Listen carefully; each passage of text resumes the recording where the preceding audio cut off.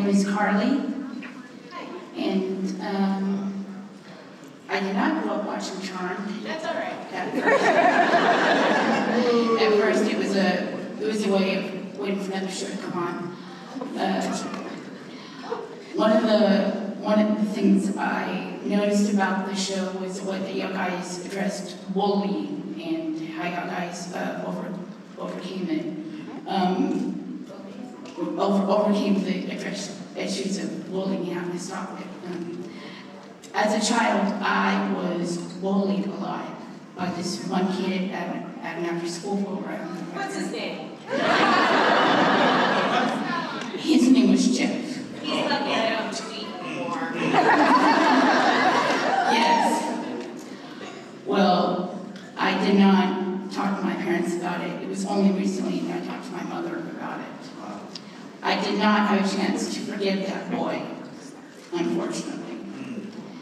And I want to forgive him, but unfortunately he may not remember me. My question to you is, how, if I would approach him years later, how would I be able to forgive him if I were to see him, even though he would not remember? It's a very therapeutic question. Holly looks right at me. So I have a trick that it kills me, honestly, eternally to do this, but by the end of this process, and I'm sorry you were bullied, and it is very, and to anybody who's gone through that, all of us in some measure, and then some of us more than others. When I was sent from Italy to the US, the first day of school, they changed my name. Like stripped identity, and I was called freak every day. They would throw things at me in the hallways. Like adults would try to run me over in their pickup trucks. Like I don't know, I caused like some crazy madness in the place I got sent. Like they wanted to kill me. But more than anything, bullying like kills the spirit. But I knew that they were wrong and they could do whatever they wanted to me. But one way, there were so many bullies I would never be able to go and confront all the bullies of my life, and then later, really, really very powerful bullies that own the media and own, bought over 750 million bots accounts on all social media platforms to destroy my reputation and put false lies about me out there in the world. So one thing I do, and this has been a trick I've used for a long time, is I pray for these cocksuckers.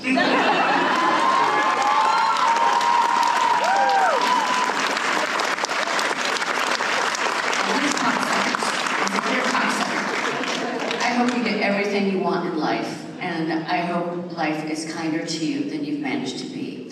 And I hope time heals you. And I do this every night for 10 days. And I don't usually use the C word, to be honest. And when I talk about like hard things, I get this weird gravelly voice. It's strange.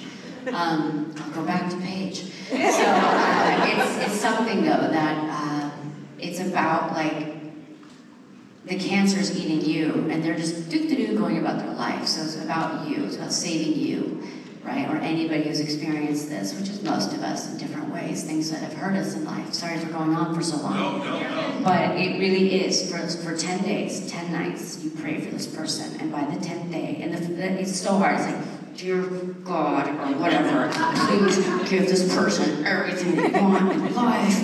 Touch him.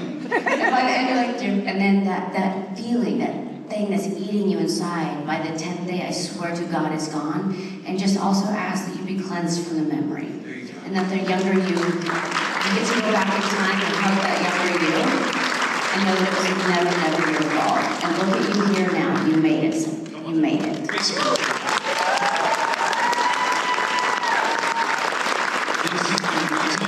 Why you're heroes to all of us. Big facts. Big facts.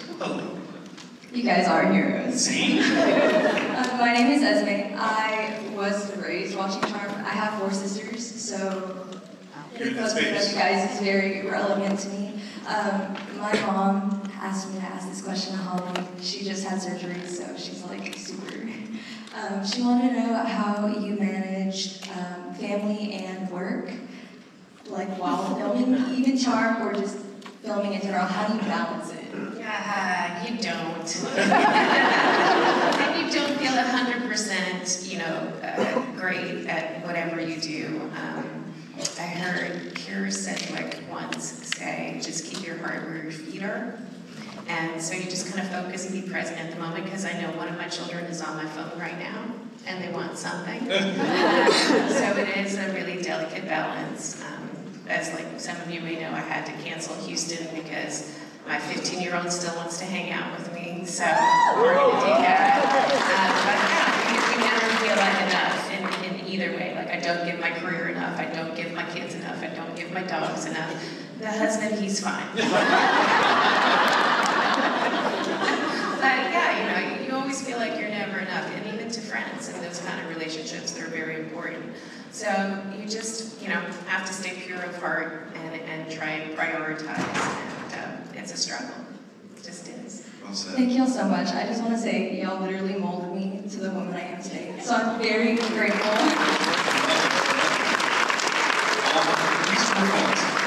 The struggle is part of having a very full and beautiful life, and that's the trade-off. True. I love that. Brett, how are you doing? Holly, Rose, my name is David. I've been a fan for the longest time, and I still watch Charmed even to this day. My question is, when I started watching the show, it fascinated me how often the sets were destroyed, people were flying into windows and shattering and all sorts of stuff. Can you describe what that was like for the crew to rebuild those sets regularly, sometimes even by the next scene, everything's back in time? It was painful and messy. A lot of that stuff didn't break the first time. So we throw people or throw ourselves again. I waited for that wicker furniture to die, but it Really hated Grandma's wicker. Wicker is forever. wicker is forever, David. If we've taken anything away, David, from this reality, it's wicker lives. It is forever. So you're saying that they should have renamed that first episode something Wicker this week?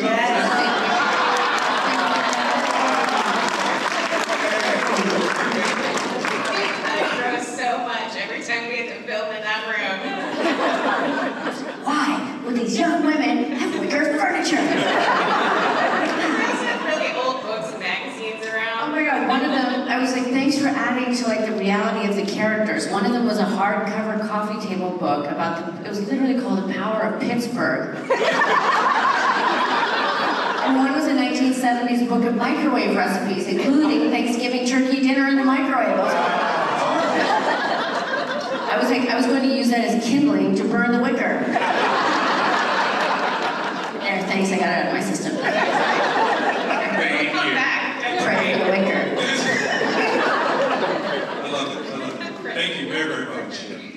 Hello. Hi, I'm Thomas, and I did not watch Charm. Oh, all right. Well, no, it wasn't advertised to me. Sure. So, but, Is that a Heather's outfit? well, I'm not Martha Dump Truck. If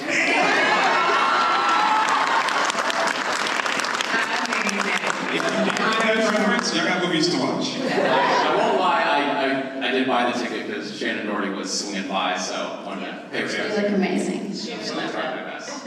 I just wanted to ask, with a show like Charm, in ways that it's similar to long-running series like Star Trek or Simpsons, there's something of a running joke where people will accost the actors and say, in episode 7 of season 5, you said this and that. So, jokes aside though, how intense, how fanatically under a microscope would you say you guys have been when interacting with the fans, where they want to say, you said this, you did that, but in a previous episode, maybe you were contradicted, etc. How serious would you say that interaction? Oh no, we let them. They remember it better than we do. We don't fight them. We take their word for it. I could also invent total fake storylines and I will believe them. We've blocked it out. It's No, it's just too much. It's been a minute. impossible.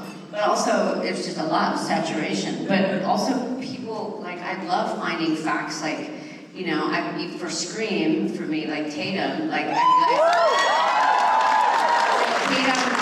and I learned this from amazing fans, so like, she's the first one that named Ghostface. I'm like, yes, she did. I didn't know that. That's amazing. I love, actually, that makes me happy because I have things in my life that I know deep detail about, just not my own life.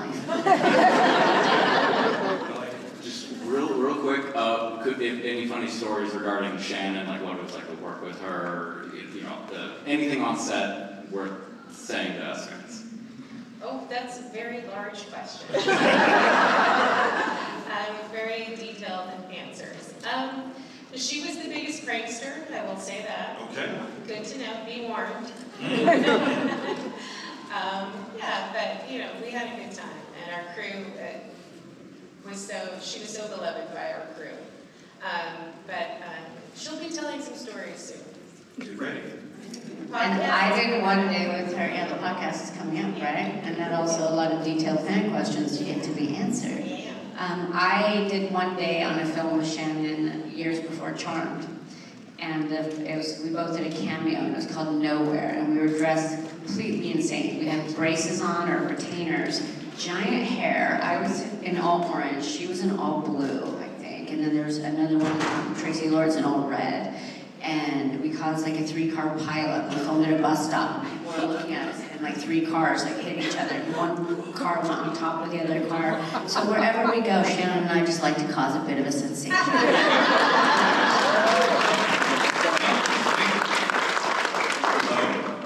Hi. It's very surreal just to be here. I never thought I'd actually get to meet you guys. So, grew up with Charmed. It's kind of what my mom used as a negotiation tactic to keep me and my older sisters from feuding. But before I have my question, I do want to say thank you guys for. I know that the term hero was used a lot here, but the word I want to use here is brave, because through many dark pieces of my life, I could always go back to the Hollywood Manor. Be able to kind of find bravery again in myself and in this world. So thank you guys for being that with me through many phases of my life. It means a lot. That makes every time you hit a wall worth it. And it's so fabulously. I do want to talk about the anatomy of the scene, and I know as this one, but just like how do you guys remember all of this? But one of the most, I think, important things that Charm did very well was when tackling a very hard topic. You guys did it with such ease. It may not have felt that way, I'm sure, but you did it. And the scene that I want to talk about specifically, Holly, Emmy, was so missed. You were giving acting, you were giving theatricality, and it was the scene where you were grieving crew in the mausoleum, and Paige brought you there. And I'm sure that was very difficult. I'm not trying to be messy and bring up that piece of it, but I want to know, for both of you, as this was a newer time in your guys' working relationship, what it was like to tackle a scene like that was so important. Because for me, that grief wasn't something that I had really intellectualized, and losing a character like that I was cared about so much was hard, but also seeing it so beautifully and painfully through your eyes. It was really a masterclass, Holly. You deserve so much recognition for that. Come on now.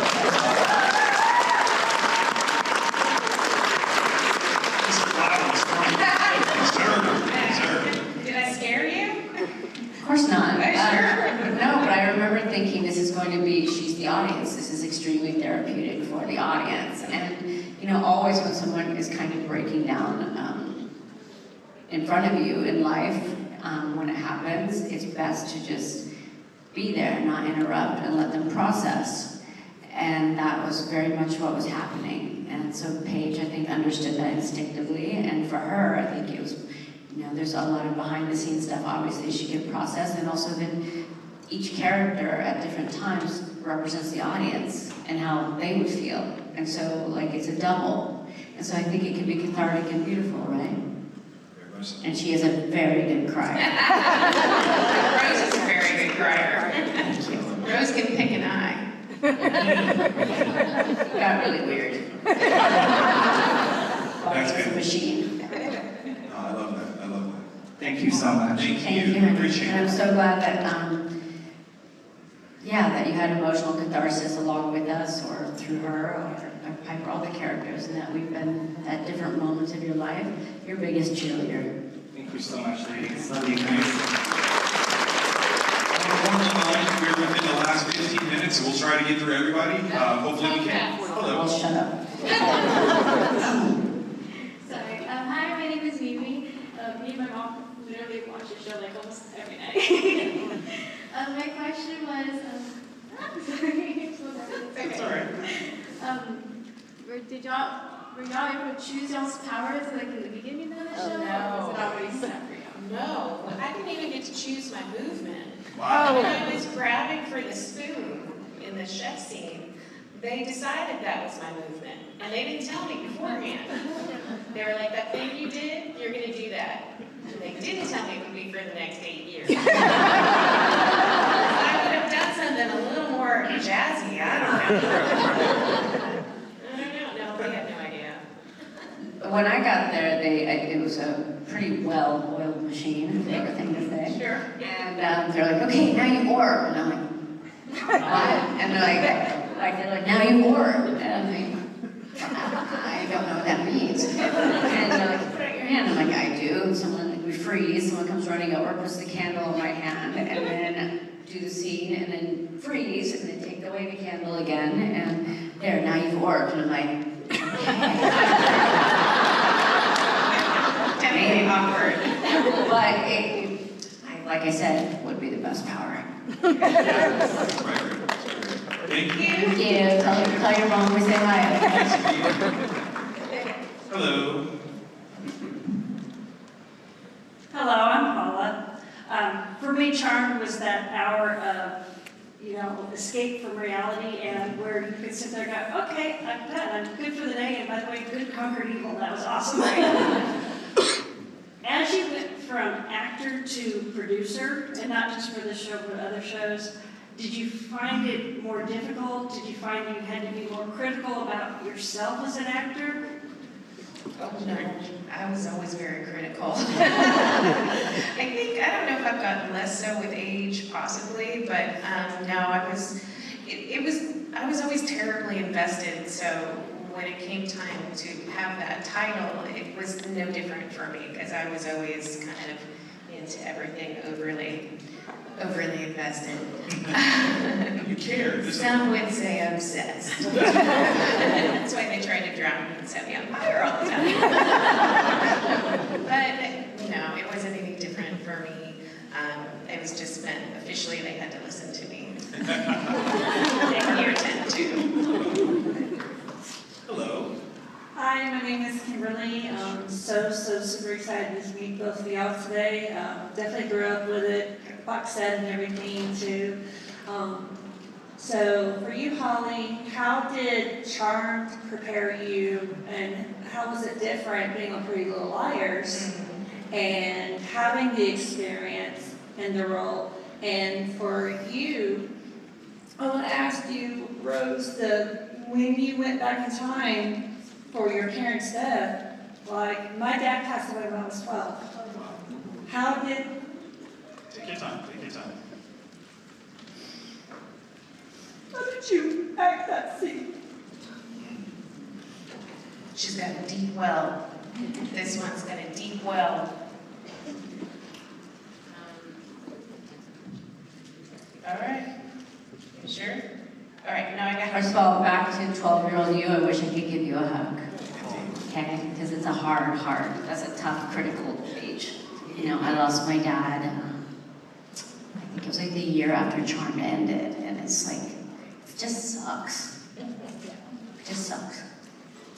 But for me, like I don't know, some people in life, like, I've gone to far more funerals than I've been to weddings.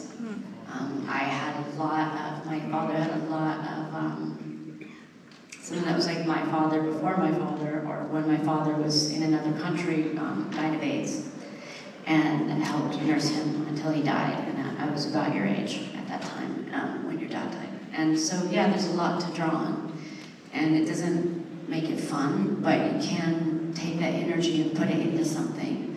And I think in this country, and in certain countries, we don't deal with death very well.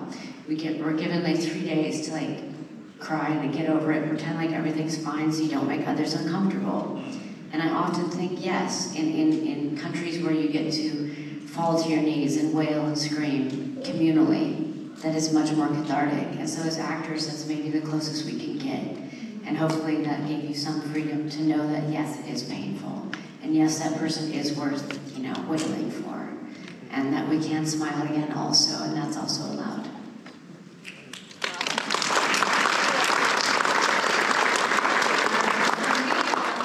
As I mentioned before, it was a very, interesting family dynamic, sometimes dysfunctional and sometimes not so much, and sometimes really good and sometimes really supportive, just as any normal family would be. And it was really kind of cool to be able to go to Pretty Little Liars, years later and watch that kind of happen from the inside out, and watch the girls kind of go through what we went through. And I have to say they did it much better than we did. They had you as the example. Oh yeah, well, no, they were pretty good on their own.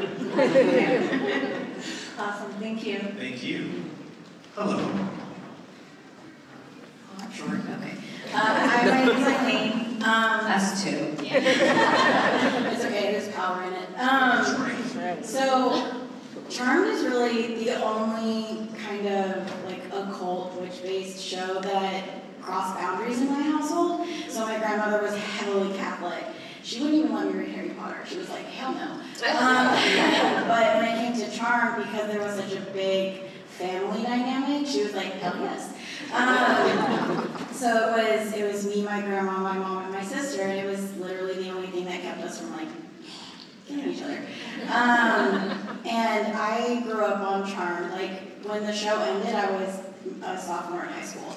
So I saw it as a kid, and it helped me like develop all of my emotions. And then when I was in high school, PLL started, and I was like, yeah, drama. Let's take that to high school. There's not enough.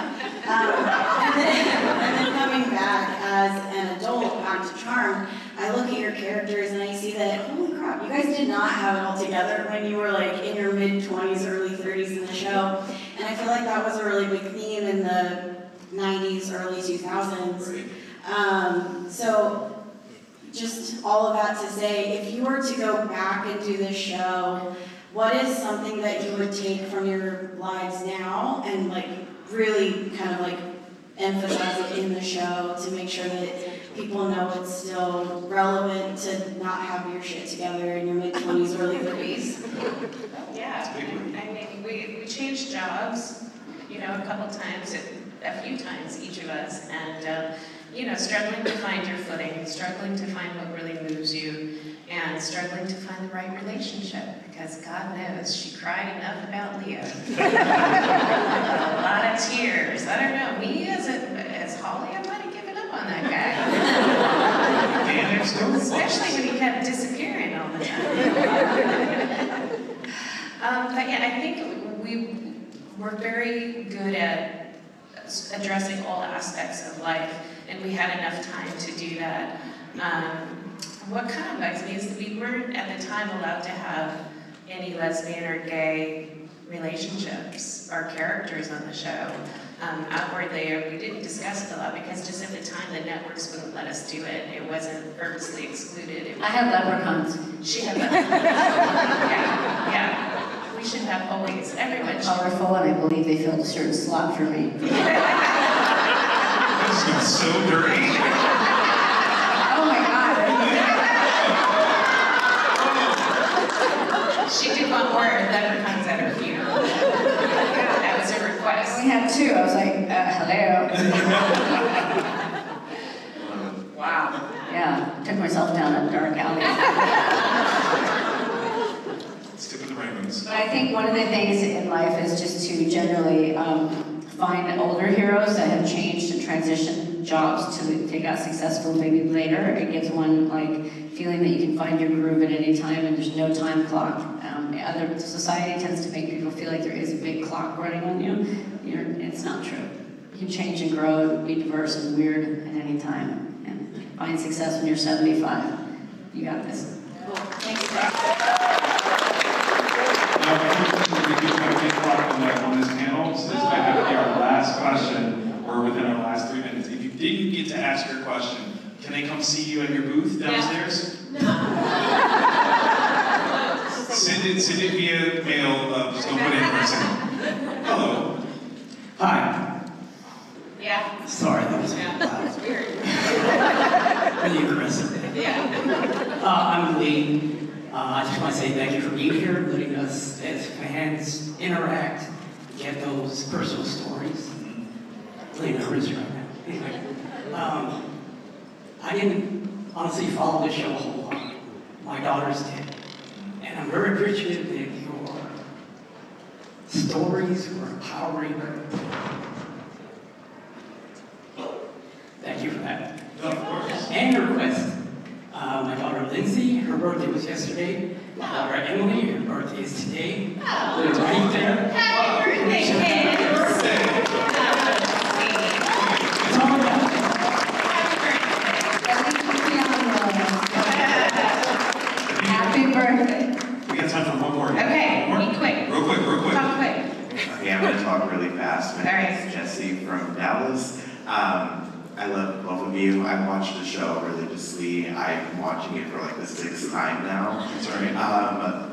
Rose, I love your acting and personification in Jawbreaker. You know, Yes. So mine isn't really a question, it's more of a small request. I was just wondering if Paige and Piper can do a spell together for us. Oh, goodness. Do we have an exit spell? A what? An exit spell. An